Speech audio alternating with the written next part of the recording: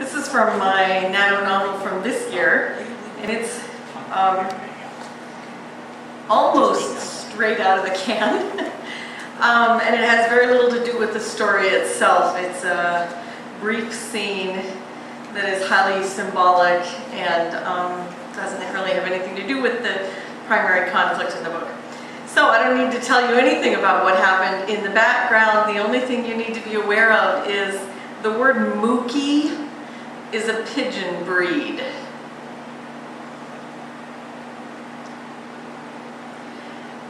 I slipped out after breakfast when the false dawn had begun to tip the cloud cover with a pearlescent glow. I scattered pigeon feed and cooed at the birds. The mookies were still on the nest. The next day would mark 3 weeks exactly since the hen laid her first egg, so the first chick could hatch any day, assuming they would hatch at all. Jake had candled them the first week and showed me the clear spiderweb network of blood vessels, but I wouldn't believe it until I saw the baby chicks. I lifted the latch and moved into the loft. The hen blinked at me, but she must have been half asleep because she didn't try to wing slap me as I slid my hand under her soft down. The nest was warm, and I felt bad for pulling the tiny egg into the chill of the morning. It seemed much more fragile than it had the last time I'd held it, days earlier, though I reminded myself it was exactly the same egg. I was just being imaginative.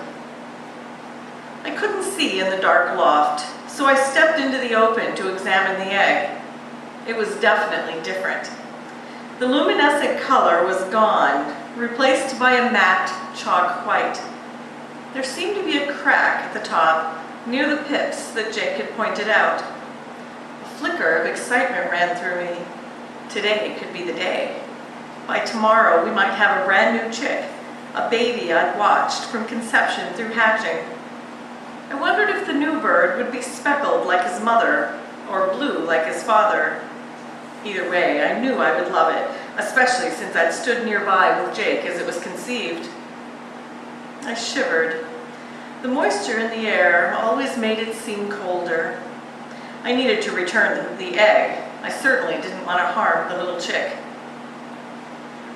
Stepping into the loft, I reached under the hen again. As I opened my fingers to release the egg, she pecked me, and I flinched. For a split second, it was nothing, a non-event. I just flinched, my fingers twitching ever so slightly. Then I felt the brittle shell give, and it collapsed under my fingertips. Oh no! I pulled it out and opened my cupped palm to see a broken, bloody mess.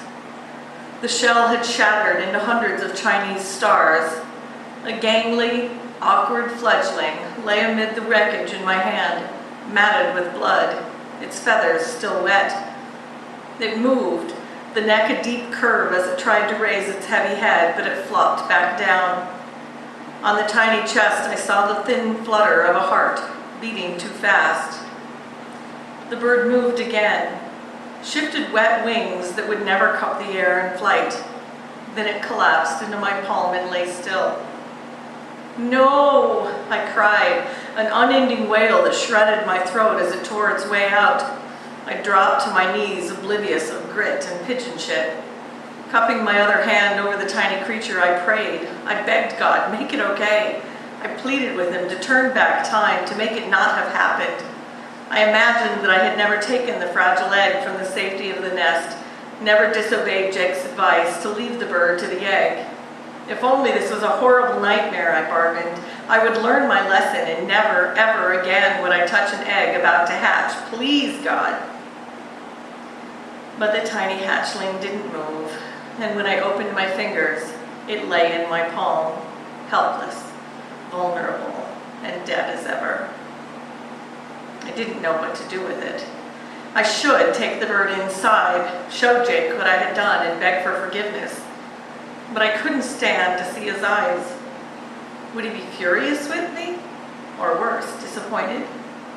Maybe I could slip the poor thing back under the hen and discover it later with Jake, and we could mourn together.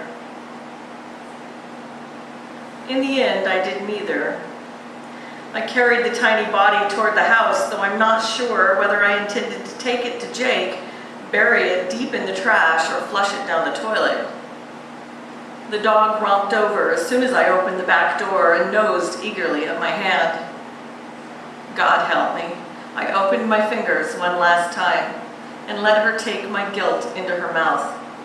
She tore away toward the back of the property, and I stepped inside to wash my hands.